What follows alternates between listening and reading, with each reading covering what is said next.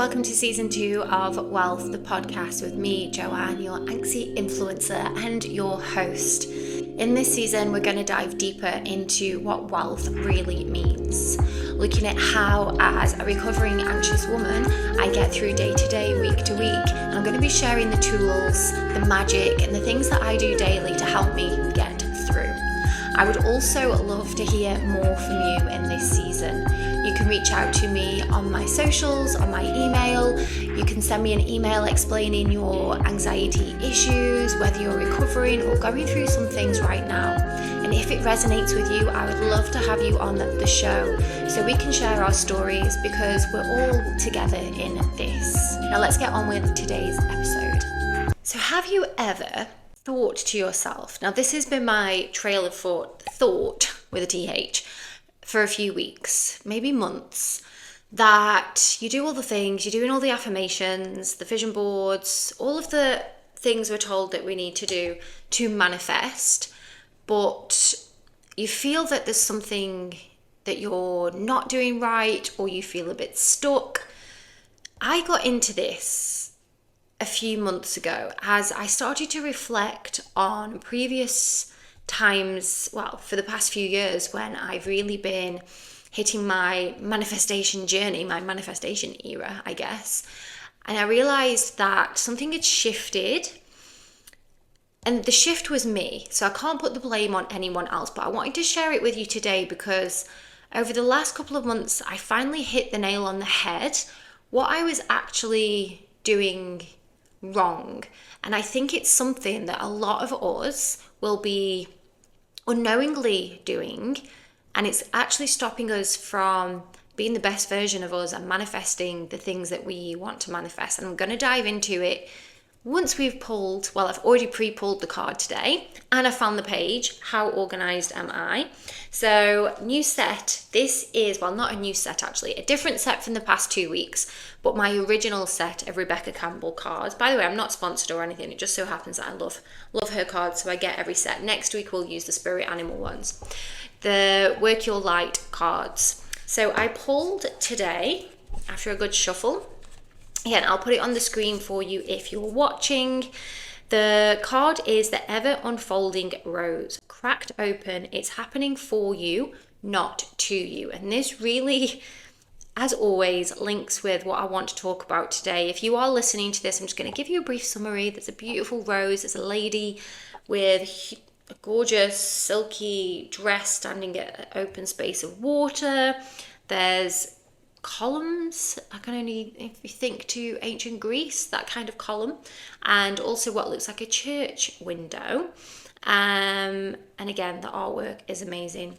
Let me read it to you, and then we'll get into today's episode and why this one, again, I know the past 2 weeks, I've been like, oh my God, this card really fits, but it really does. The challenge of life is to keep your heart open when you most want to close it, to let life crack you open, to open through hurt and loss, to allow what is falling away to fall away. Being human is a courageous act. A life well lived is full of losses and tragedies as much as triumphs and adventures. Whether you find yourself at the moment, life is coaxing you to keep your heart open, no matter how much it hurts, to continually unfold, to let life crack you open. Perhaps you're going through a difficult time right now. Instead of cursing the difficulty, see it as a blessing to open yourself up to the truth that perhaps, as hard as it may be, life is happening for you, not to you. And one day, in the not too distant future, you may just bless the thing that broke you down and cracked you open, because the world needs you open. Now is the time to go gently, to treat yourself like a tender, sweet baby, to wrap yourself in a blanket and trust that the mother has you cradled in her arms. The seas may not all be smooth sailing, but you are safe and you are held.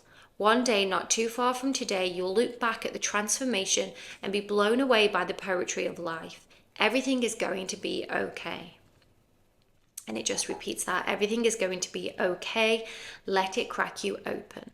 Why that really lands with me today, particularly with what I want to talk about, is that over the past 6 months or so, I feel like things have really shifted energetically in me, and not necessarily in a good way. I feel like I was riding a high wave. So again, when the card says that there's ups and downs, I feel like I was riding a real high wave, and I could see where the magic was happening and things were coming in.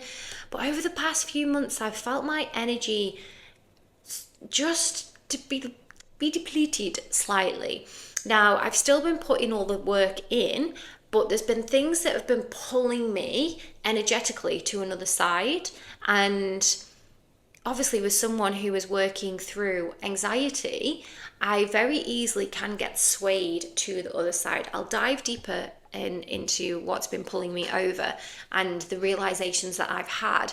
But just taking a moment for yourself just to reflect whether you also feel that at times you are doing them things, you're putting the manifestation things into process, you're making the lists, you're setting out the steps, however you manifest. And I'm going to share with you a few different ways today. And when we're manifesting and when we are working to reach a certain point, we're actually also rewiring our brain, because we have so many subconscious beliefs that are negative, that we can't, you're not good enough, and that's not available to you, and life should be hard, and blah, blah, blah, blah, blah. We have all of that within us subconsciously. So when we choose to actively manifest, as in have a manifestation practice, because we're all manifesting all of the time, whether we realize it or not, by the spoken word, and whether we believe it or not. So as someone who does believe that there's no such thing as coincidences, and our thoughts can create our reality and our energy can create our reality, I do truly believe that.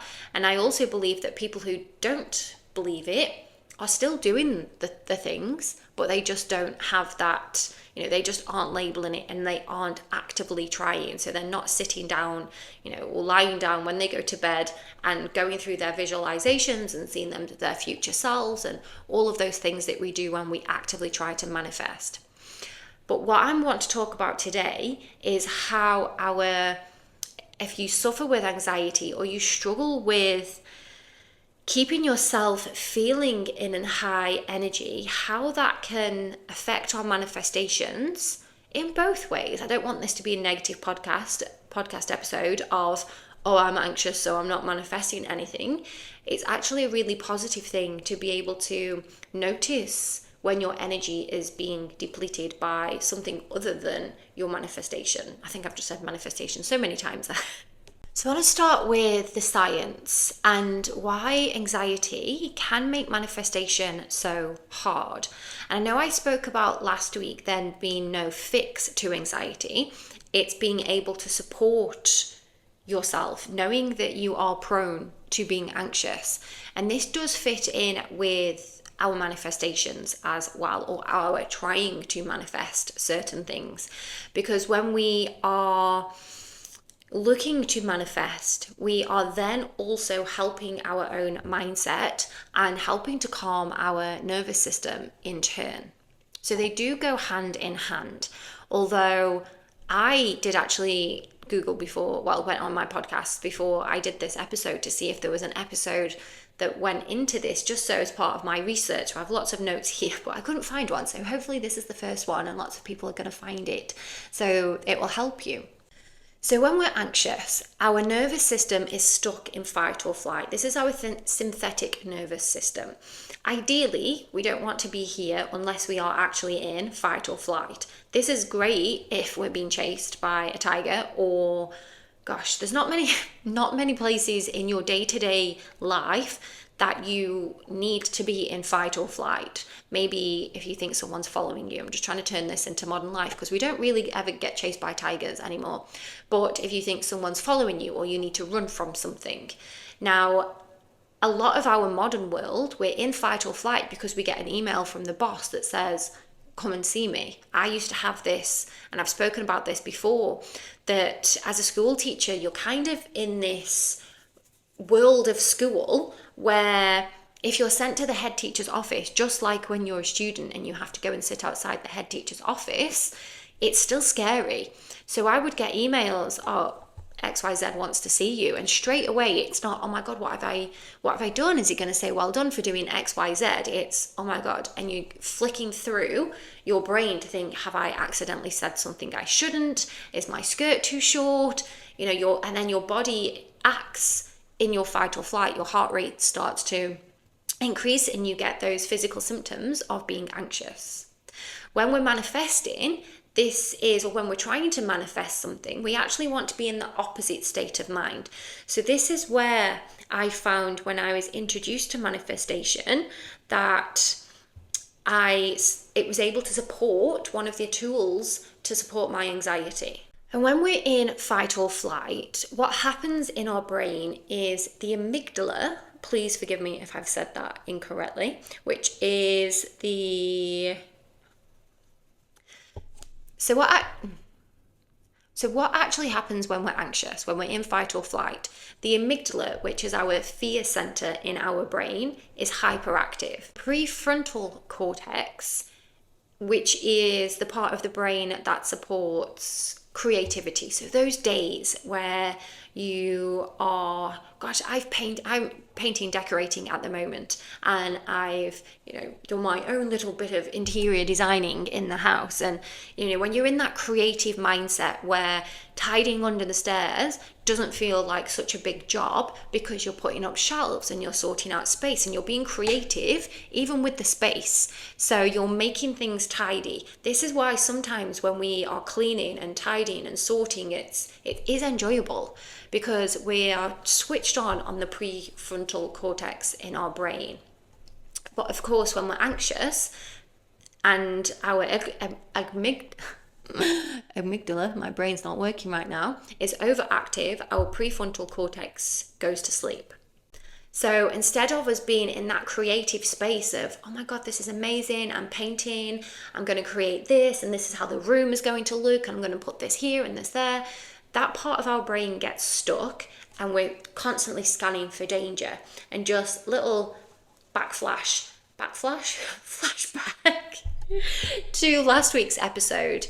This is where we can also get our intrusive thoughts, because our brain is putting us into this heightened sense of danger when we're not in danger. And then we'll start to get those thoughts of, oh my God, what if I crash my car into that tree? What happens if I just drop this baby on the floor? Those intrusive thoughts that we don't really want, but it's just our body trying to protect us. Our nervous system trying to protect us. Now think about manifestation. So like I've just said, we need to be creative when we're manifesting. We need to be able to sit and see ourselves 3 months into the future, 6 months into the future, 9 months, 10 years. We need to be able to visualize where we want to be. Even if you don't know where you want to be and you haven't got that visualization yet, just being able to put yourself into certain situations using your creative mind. And this is something that I do a lot because we see as well, and again, this might be linked to my anxiety, that sometimes I will see somebody else is doing something and then I'm like, do I need to manifest that? Is that something that I need to focus on? And I will use my prefrontal cortex, my creative mind, to put myself in those situations. So for example, I could put myself in my mind in a Ferrari driving down the main road, Sheikh Zayed Road in Dubai, and I don't get that excitement from it. I don't get that, oh my God, this is meant for me. So that's something that I don't want to manifest. But when I use my prefrontal cortex, my creative brain, to put myself in a beautiful log cabin in Sweden in 10 years' time, surrounded by chihuahuas and working online, but being off grid as much as possible, and I can really feel into that life. I can see my partner going out to fetch wood to put on the fire, and I can live a day while I'm there. Whereas being in the Ferrari doesn't feel right. It just doesn't. I'm just like, I don't want that. I don't desire that. That is not something that feels good for me. That is not what I'm living in, some parallel universe. Gosh, my words today. And my parallel self is not living that life. Before I forget, podcast goes live every single Friday on your favorite podcast streaming website and over on YouTube if you prefer to watch. And every Wednesday on YouTube, you'll find my Wealth Live vlog, where I just share my day to day. So if you're nosy like me and you want to know how I navigate through life, that's where you want to be on Wednesdays. So when anxiety is running the show and we can't tap into that creative mind, and this happens to me, when my mind is too full of anxious thoughts, no matter how hard I try, I will then struggle to put myself in these amazing places, and I can't use my creative brain. And this is where I also find that, again, if you resonate with this, let me know, that I can go in peaks and troughs. And sometimes I am peaking for a long time and I will get my mindset then stuck in some anxious loop, and my manifestations and my visualizations and my creative side dips. And then this is where then I feel like, oh, I can't be bothered to think about that. I can't be bothered to manifest that. Oh, it's not going to work. And then I'm blocking myself from actually even trying. And the National Science Foundation, I found this out when I was doing my research. It's crazy that 90% of the thoughts we have each day are repetitive. So we're thinking 90% of the things exactly the same each day. 80% of that 90% are negative thoughts. So when we're in this anxious loop, we're spending a lot of our time just in this loop of anxious thinking. Now, for me, that anxious thinking lately has come from me falling into the trap of, I don't watch the news and I avoid mainstream media, but I've fallen into the trap of independent media, which, yes, may be telling us the truth, but I struggle even with that truth. So over the past few months, I've gone headfirst, and I love a rabbit hole, I love a conspiracy, but I've gone kind of the opposite way into worries about the future of, I'm just going to sum it up, the future of the planet, because I've watched so much independent media and thinking, well, this is okay because it's not mainstream media. But then I've gone the other way, that's then also started to make me anxious. So over the past couple of weeks, I've unsubscribed to a lot of things on YouTube that I was subscribed to. I've tried to reprogram my habit. Instead of listening to a podcast about the fall of Britain, I've started to listen once more to connecting with your spirit guides, your manifestation, as I used to 6 months before this. But I've just noticed over the past couple of months, like, what is happening here? I've fallen into the trap of me 5 years ago when I was watching the news, maybe COVID. I quit the news during COVID once I'd had that awakening of, this is not right, so I'm not going to watch the news, because I could feel it feeding my anxiety. And same as what is happening now, that I felt like, in a second, what is going on here? Because there's something not quite right with my creativeness at the moment. And when I'm not listening or searching for these things, or they're not coming up onto my algorithm, I'm then able to step back into my creative manifestation zone. And of course, this makes complete sense as well, because everything is energy, everything has its own vibration. So even though on the outside, I'm here thinking, well, I am vibrating high, I'm doing this, I'm doing that, I'm doing all of these things, when I'm listening to these podcasts, and again, I'm thinking, right, this is okay because it's not the mainstream media, I'm actually bringing my vibration down unknowingly, I guess, because I was tricking myself into my subconscious to think, this is okay because it's not the news, it's not the BBC, it's not Channel 4. I'm listening to people who also want to know the truth. But it's kind of had the opposite effect. And I'd love to hear from you if you have found that for yourself, if you've fallen into a loop of listening to, I'm not going to say more negative, because is it negative? I don't know. They are trying to speak the truth about things. And I do, yeah, it is a negative. And there you go again. I've just done it live as I'm recording, trying to overwrite the way that I'm thinking. So over the last couple of weeks, as I've been focusing on new tools to support my anxiety and creating, I've been in my creative mindset a lot more with my new toolkits and getting them into the shop, whereas I had a huge pause of those because my vibration was not high enough to think and create. If this episode is bringing you a little bit more wealth, please don't forget to like, subscribe, leave a comment. This allows other people, other women who need to hear these stories, find me. And again, if you have a story to share, please reach out to me on my email, joannewealth@gmail.com, or you can reach out to me on my Instagram, joanne_wealth. I would love to have you on the show, or you can just type up and stay anonymous so we can share these stories with each other. Now let's get on with today's episode. Thank you so much for listening. And of course, because I was watching things and listening to podcasts that were bringing my vibration down. So I'm thinking, subconsciously thinking, right, I'm vibrating up here, let's create, let's do this, let's do that, I'm ready for this. But my subconscious was way lower and I wasn't matching the vibration that I wanted to be at because I was pulling myself down. And I just want to go back to vibration and energy, because everything we do, everything we see, everything that we touch, all has its own energy and its own vibration.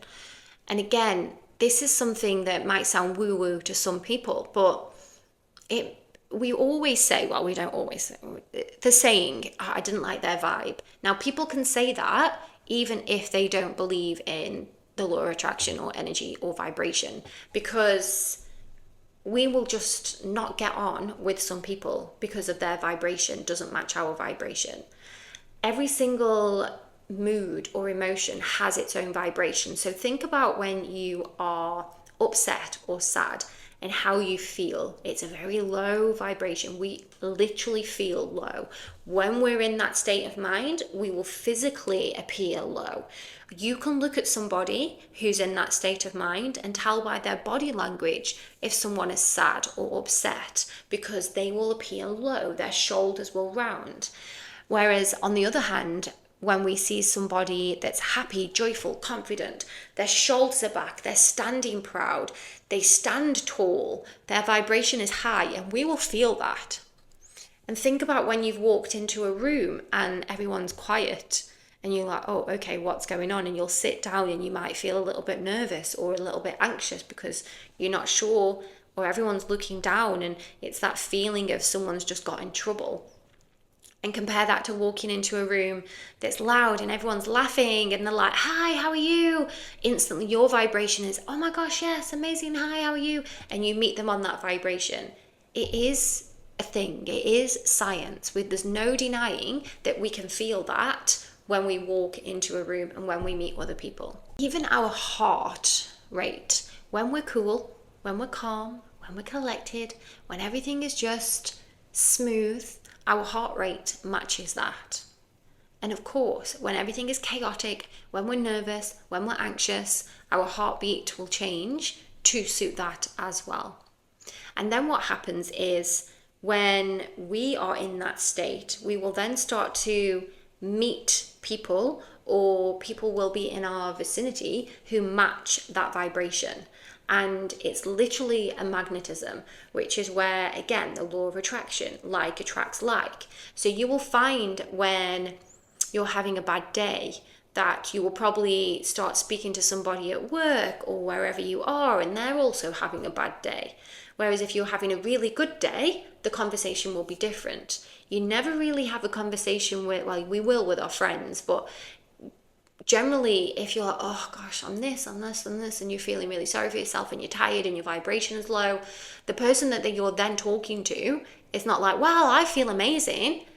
They either already match your vibration, which is why you've magnetized to each other, or you're bringing them down to your level. When it comes to manifestation, the vibration and the energy that we have is, imagine when you're old-fashioned, I know people don't really tune in radios anymore. In the car, you just press a button. But when you used to have to tune in with the dial, and it was, and then you find the frequency that you want to listen to, and you can hear that music. That's exactly the same with manifestation, your mood, being a magnet for your miracles, being a magnet for your manifestations. You have to be on that right frequency. So just going back to myself over the last few weeks, that consciously I've been thinking, okay, I need to launch this and I need to post this and I need to share this. And it's there consciously because my conscious mind knows that I need to get my work done and I need to do the things, and it's life. However, my subconscious, my energy, my vibration, because of the things that I've been watching, has pulled my vibration down. And this is why over the past few weeks, well, I've been changing it over the past few weeks. I can't put a date on it. I just had a sudden realization of something's not right here, because I don't feel the same and my manifestations are not happening in the same way either. Yes, they were still happening. Yes, on the new moon, I was still putting out there, I'm looking for an amazing opportunity, and a new amazing opportunity has come along. But there's other things that I'm not matching because my vibration isn't there. And I really had to sit down and think, right, this is a me problem. This isn't somebody else's problem. But again, that's sometimes hard for us to do because we don't want to admit that we are our own problem. This is where the law of attraction and anxiety can meet in the middle. And once you learn how to support your anxiety, you then become a magnet for the miracles, the magic that you want to manifest. It's not about ignoring your anxiety or ignoring the things that you've been doing and bringing your energy down. It's about noticing that and think, right, there's something that I can do about this. And it's just as easy as stopping and flipping those subconscious beliefs that we've suddenly started to fill our brains with. So for me, reminding myself that the world is not a bad place. And yes, there are people in the world that do bad things, but not everybody does bad things. And I also had to remind myself that not everything you see on social media is real, and there is an algorithm for a reason. So here I am seeing my algorithm and thinking, oh my God, this is terrible. All these terrible things are happening. But I could speak to somebody else who has a completely different algorithm, which is kind of how I came about this, that I would mention things to people and they're like, I've not heard that. Like, how can you have not heard about this thing? It's everywhere. But it's not. It's just on my algorithm. And my algorithm is feeding that low vibration. And then it's just a vicious circle, because then I keep watching because I'm feeding into those feelings of anger and resentment and scarcity and lack and being scared of what's going on in the world, instead of actually I choose not to watch that, and I choose to focus. I get to decide what I consume. And right now I am working on consuming once more things that are going to raise my vibration. This morning I was listening in the car instead of the podcast that I usually listen to, because the subject matter of the podcast would have pulled my vibration down. I'm re-listening to what's it called? The book is called The Power of the Subconscious Mind. I can't remember who the author is. And as he was talking this morning, I just thought, this is why I've picked this. It was literally talking to me.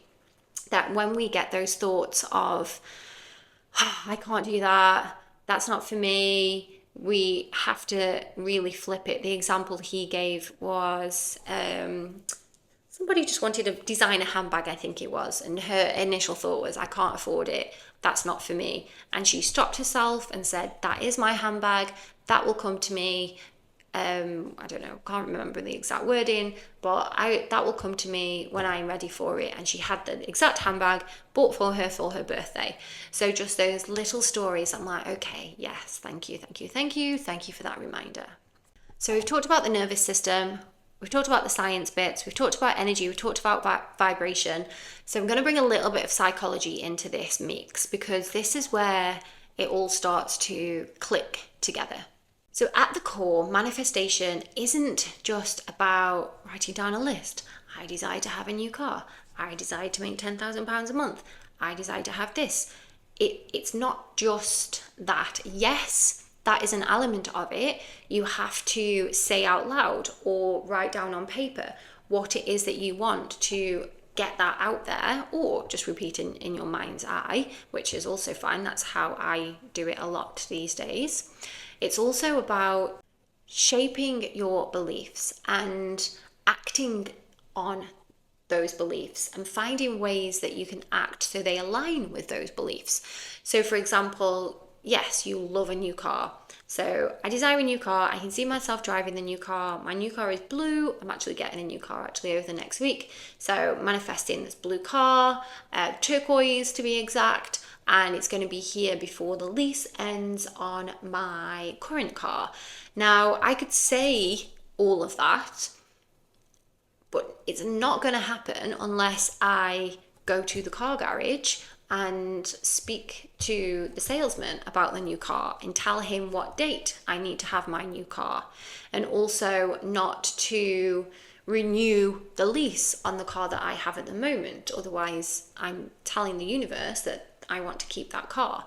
So I had to put these things into steps so that I will get the car that I desire at the time that I desire it.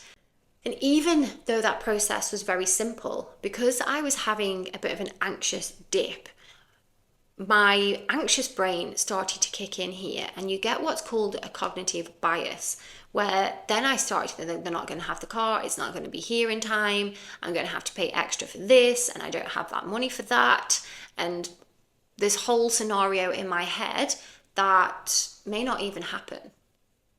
Interestingly, when I was doing a little bit of research for this, researchers at Cambridge University found that 75%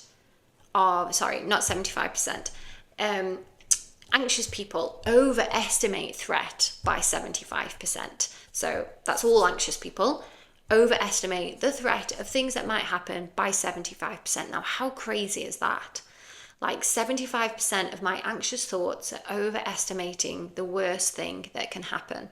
And speaking from someone with anxiety, and I've gone through the motions, even for myself, I remind myself all of the time, how often has the worst thing happened? And if it has, and the worst thing in my eyes, how often have I not come out the other side? Because I wouldn't be where I was now if after every single negative thing that's happened to me, I haven't been able to come out the other side even stronger. And I have to remind myself of that.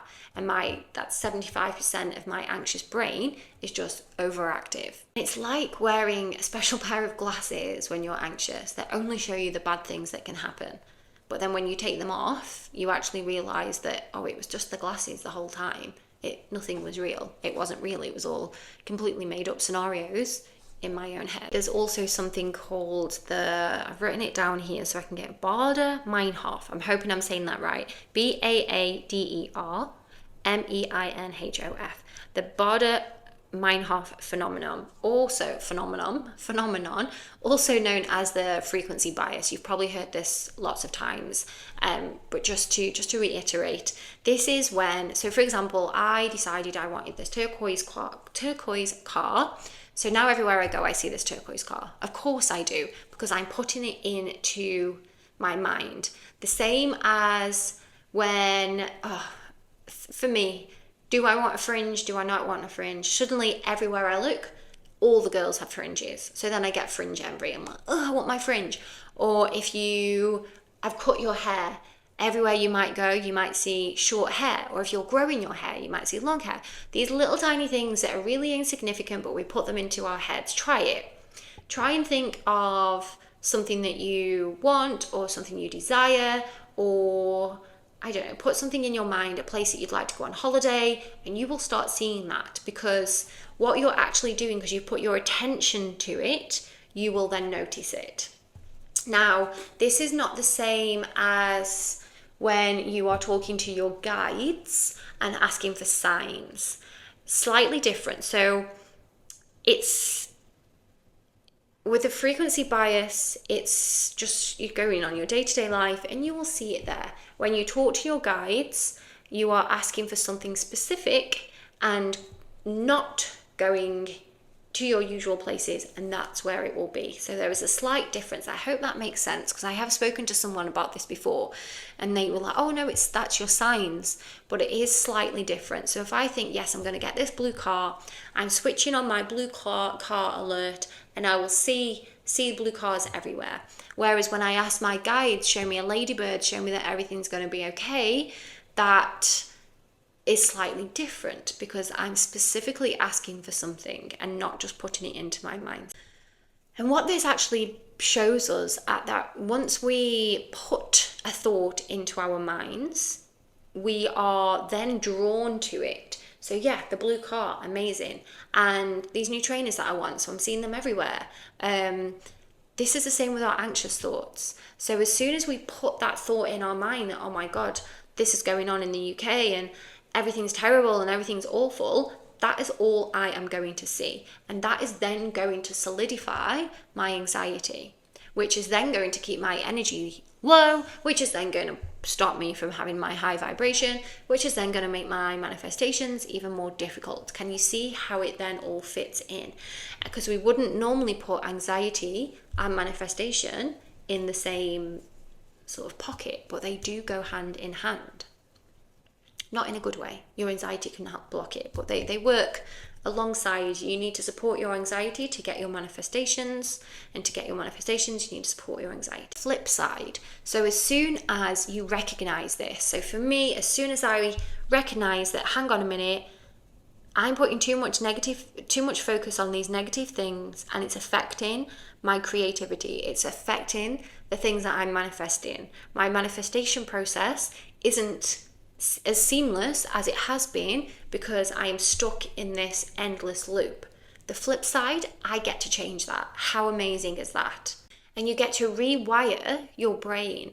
And again, linking back to last week's episode, if you haven't listened to it, go and have a little listen, because this is what I was talking about last week, that there's no end point. Because it's, for me, I've been doing this work now for 7 years, and like I've explained in this episode today, I have had a dip where I haven't even realized I've gone into this anxious dip, mainly because it wasn't as a dip as when I was living with anxiety every day, but I've just been caught in this negative loop that's been feeding into my anxiety. And I started to notice some things happening, like waking up and thinking about certain things and not being able to sleep, not being able to go back to sleep because of these negative thought patterns. And I was, hang on a minute, this is popping up again for me here.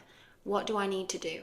And again, so this really shows us that manifestation, anxiety, the science, the psychology, the energy, the vibration, it does all fit together.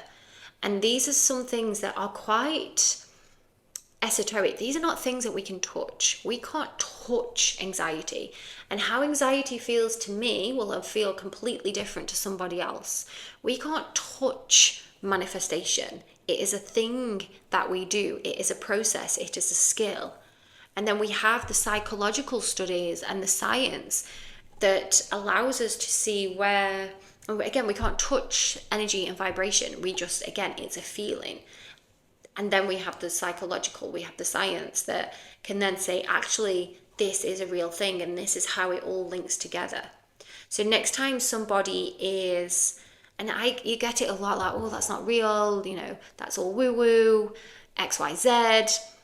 Just put it to them that when you're having a bad day, do you magnetize more bad things? When you're having a good day, what makes a good and a bad day? It's our energy, it's our vibration.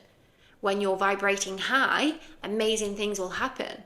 And this is why I think that sometimes people will then say, well, if that's a thing, then why do bad things happen to good people? We don't know what their subconscious beliefs are. Yes, they might be a really good person on the outside, but if on the inside they are negative talking to themselves, or they have health anxiety, for example, and they really believe that negative things are going to happen in their bodies.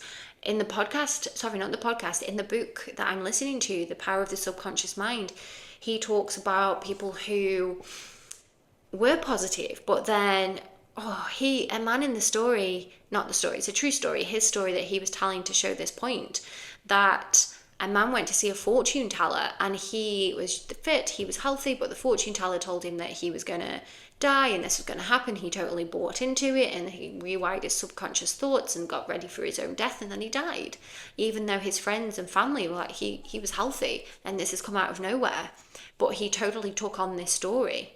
And the same works opposite ways. And I've listened to Louise Hay, Heal Your Mind, Heal Your Body. I can't remember the exact title of the book, but she talks about how the power of positive mind can help you to heal physical ailments. And she healed from cancer from rewiring her thoughts. And I really believe that my father is still here today because he was so positive when he was sick, and now he lives every single day and he says thank you and he's grateful to be here. Another day, I'm here, I'm alive, I'm living another day. How amazing is that? And that's what he will say when you ask him if he's okay today. And that is, I do believe, keeping him, he doesn't dwell on his illness. If he does, it's not out loud. He may do internally, but because of the way that he is externally, I think he's rewired his brain and he's just able to deal with that. And this is an opportunity that we all have to do every time we need to do it. And just myself, I felt myself slip and I'm pulling myself right back. So to end, I'm going to share a few of my favorite tools that I use to pull myself back. So first thing, I've mentioned this a few times, so I won't go into this because I know I dropped on it. Just rewiring your thoughts. You can rewire your subconscious mind. When you catch those thoughts, when you feel or hear yourself in your head saying that that's never going to happen, that's not for me, I'm not going to do this anymore, catch it, rewire it. Remind yourself of your why. What is your intention? An example that I did a few weeks ago when I took the time off the podcast,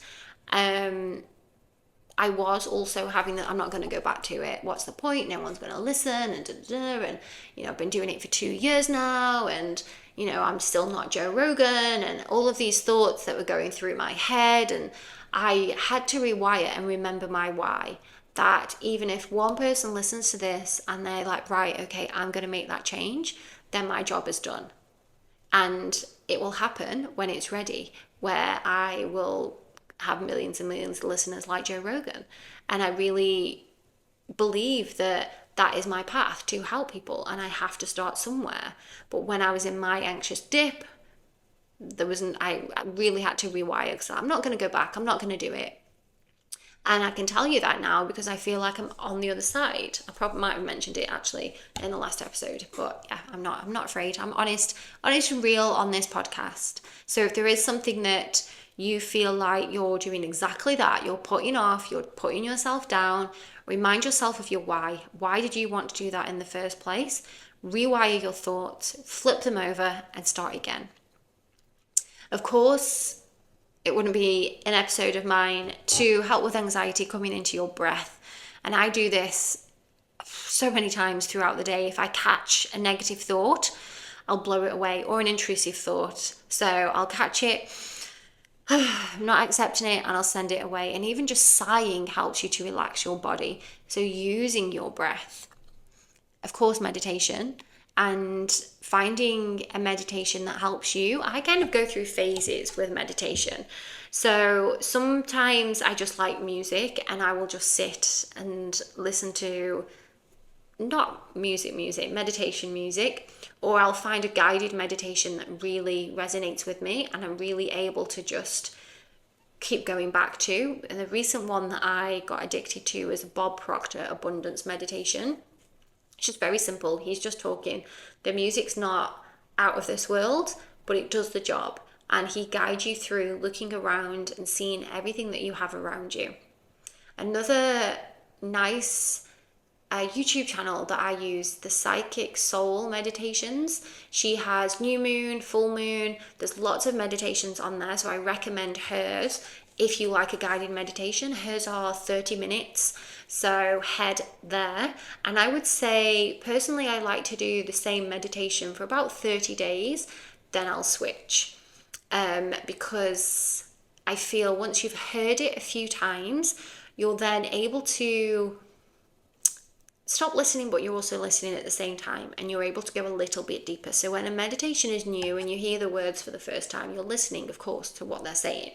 So when you've heard it a few times, you know what's coming and you can really step into the visualization of it. Movement, yoga, going for a walk, anything that allows you to move your body, anything that lights you up. I recently bought a bike. I cannot wait until the weather cools down because I'm going to go out on my bike around the community. I think there's a 5k track that goes around, not to train, not to race, but for my mind, to just feel the wind in my hair, to get a little bit of exercise, to move, to be able to go a little bit further than I can if I was walking, just for that reset.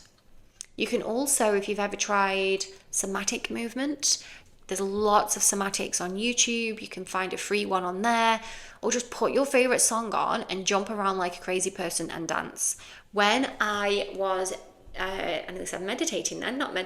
decorating, although I did come into a little bit of a meditative state, I had rock music on, 80s rock, and I had such a good day, just in the zone, with the music, listening to guitars, not thinking about anything, and I could have painted all day. I could have just carried on.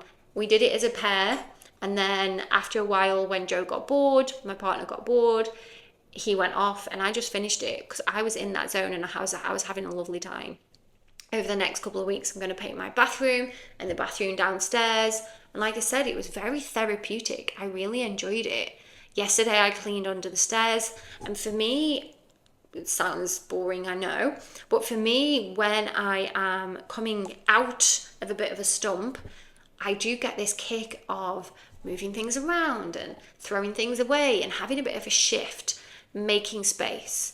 And that's clear your wardrobe. That's another, I did mine a few weeks ago, but I know there's a few things in there that I held on to that I don't actually want. I was kind of iffing and ahhing. So I'm going to give them to the lady that comes every week to look after the dogs. We're going to leave them for her this week. And even just thinking of doing that helps to raise my vibration. So I hope all of that has helped you today. Please let me know if you have any questions, leave a comment, share with a friend if you think this will help. And if you're interested in learning more about my toolkits, I think there's 6 completed now. There's one for anxiety, there's one for overthinking, there is hormones, blah, blah, blah, I can't think off the top of my head. So what I've done is taken my huge toolkit that I use when I am mentoring, and I've split that into smaller chunks. You can also buy the huge toolkit to work through yourself. There's videos, there's podcasts, there's journal prompts, there's everything you need to self-mentor. And then of course, if you're looking for a mentor, life mentor, health mentor, wellness mentor, all of the things, drop me a message and we can have a little chat to see how I can support you. Thank you so much for listening to today's episode. I just want to end by reminding you that wealth really isn't about having money in the bank. It's about feeling at home in your mind, your body, and your soul. And don't forget, if you do have your own story to share, you can email me, joannewealth@gmail.com. You can reach out to me on Instagram, joanne_wealth. I'd love to have you on the show, or just share your story with me and I will share it to the other women that need to hear. Don't forget to like and subscribe. Every single one of those means the world to me.